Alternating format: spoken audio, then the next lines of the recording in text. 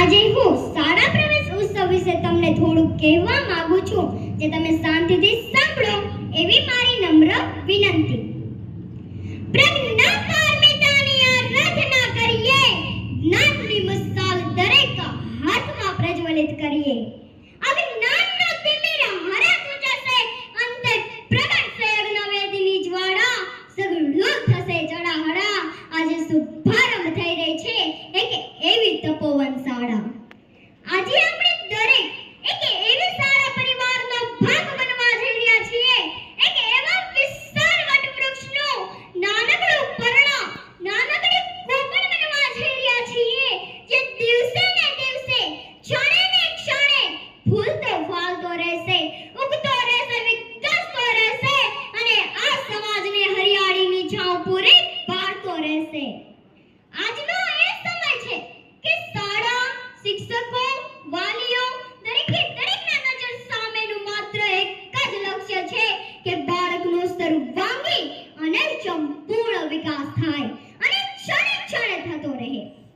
કોઈ પણ બાળક જ્યારે શાળામાં પોતાનું પ્રથમ ડગલું માંડે છે, ત્યારે એની અંદરનો ધૂળનો ગણગણાટ કંઈક એવો જ હોય છે કે સૂર નથી પણ સૂરનો ઉઘાડ છું, ભાષાના ઓળખે એ શબ્દનો પ્રકાર છું.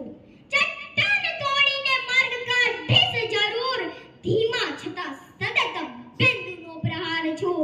કુમકુમ અક્ષતે બધામાં જો હવે જે ભાગ્ય ફેરવી શકે એ સવાર છું. મારામાં આથમીને ઉગી શકે છે બધું, પૂર્ણતા તરફનો પૂર્ણ વિકાસ હું છું. આ દરેક બાળકની અંદરના કંઈક સૂર રહેલા છે. દરેક બાળક જ્યારે જન્મે છે ત્યારે ઈશ્વર ક્યારે કોઈને ખાલી નથી મોકલતો. દરેક બાળકની અંદર ઓછામાં ઓછું એક વિચાર બીજ રહેલું છે. શક્ય છે કે દરેક બાળક સમાજમાં એક મોટો સર્જક નથી થઈ શકતો, સમાજમાં પ્રસિદ્ધિ નથી પામી શકતો, પરંતુ દરેક બાળક પોતાની અંદર એક નાનકડો વિચાર લઈને જન્મેલો હોય છે. વાલી, શાળા અને શિક્ષકોની એ સંબંધિત જવાબદારી છે કે બાળકને ખોલીને જુએ કે એની અંદર કયો વિચાર બીજ રહેલું છે. આ શાળા એક એવો ઉપવન છે જ્યાં દરરોજ સવારે બાળક આવે છે અને પોતાનું ઇચ્છિત વિચાર બીજ વાવે છે. શાળા, શિક્ષકો, સંકુલ એ વિચાર બીજને ખાતર પાણી આપે છે, એ વિચાર બીજનું જતન કરે છે. બાળક હરખભેર ઘેર પાછું જાય છે અને બીજે દિવસે જ્યારે બાળક શાળામાં પાછું આવે છે ત્યારે પોતે રોપાયેલા વિચાર બીજમાં નાનકડી કૂપણો ફૂટેલી જુએ છે. સમયની સાથે આ જ કૂપણો મોટી થતી જાય છે, વિશાળ વટવૃક્ષમાં ફેરવાય છે. સમાજનો દરેક પરિવાર જ્યારે શાળાને પોતાનું એક વિચાર બીજ આપે છે, એક બાળક આપે છે, ત્યારે શાળા, શિક્ષકો, સંકુલ સાથે મળી આ વિચાર બીજને ઉછેરી આ સમાજને એવા અનેક વટવૃક્ષો ભેટમાં આપે છે. ભવિષ્યમાં આપણી પાસે તૈયાર હશે ભારતની એક એવી વર્તમાન પેઢી જે સમગ્ર વિશ્વમાં ભારતનું નામ રોશન કરી શકે. આપણે છે પ્રાચીનતમ સંસ્કૃતિના વારસદારો છીએ, એને સાથે રાખીને શિક્ષણને ઝળહળતું રાખવાનું છે. આપણે પ્રાચીન સંસ્કૃતિની કરતાને પણ જાળવી રાખવાની છે અને આધુનિક ટેકનોલોજીની ઊંચાઈઓને પણ આપણે આંબવાની છે.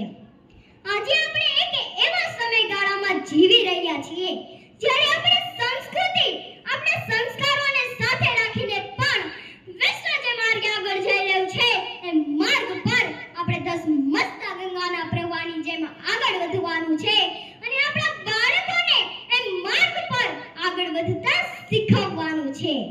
ત્યારે શાળા અને વાલીઓની એ સંતપણે જવાબદારી બને છે કે એક બાળક જ્યારે આ સમાજમાં પોતાની કેડી કંડારી અને આગળ વધે ત્યારે એનો માર્ગ સર્વોત્તમ ટેકનોલોજીથી સુસમૃદ્ધ હોય અને માર્ગની બંને બાજુ સંસ્કૃતિ અને સંસ્કારના હરિયાળા વૃક્ષોની છાયા પણ હોય.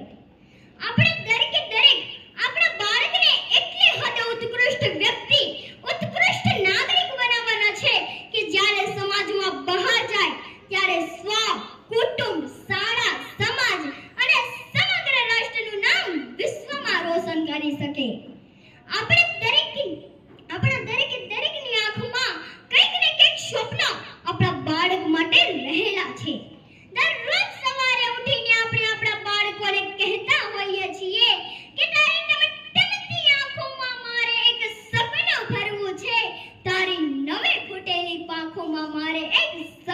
ભરવું છે. આજે સમય આવ્યો છે કે આપણે આપણા બાળકોના સ્વપ્ન અને સ્વપ્નની સિદ્ધિ એ બંને વચ્ચેના સંઘર્ષનો જે સમય છે એમાંનું યોગ્ય રીતે પથદર્શન કરીએ, યોગ્ય રીતે માર્ગદર્શન કરીએ. શિક્ષણ, સમજણ, સંસ્કાર અને સાહસથી નવપલ્લવિત વૃક્ષ બની દરેક બાળક કબીરવડ સંગ ઠેકુર થઈ અને આ સમાજનો આધાર બને. આજે શરૂઆત કંઈક એ માર્ગ તરફના મંડળની થઈ રહી છે. એક શાળાનું ઉદ્ઘાટન, એક શાળાનો શુભારંભ એ ક્યારે માત્ર કોઈ બિલ્ડિંગ કે કોઈ એક વ્યક્તિના સંકુલનો શુભારંભ નથી હોતો. અનેક વ્યક્તિ સાથે બનેલી શૃંખલા અને શૃંખલાનું એકમાત્ર ધ્યેય કે બાળકનો સંપૂર્ણ વિકાસ. એ વિકાસ તરફના મંડળનો શુભારંભ એટલે એક શાળાનો શુભારંભ.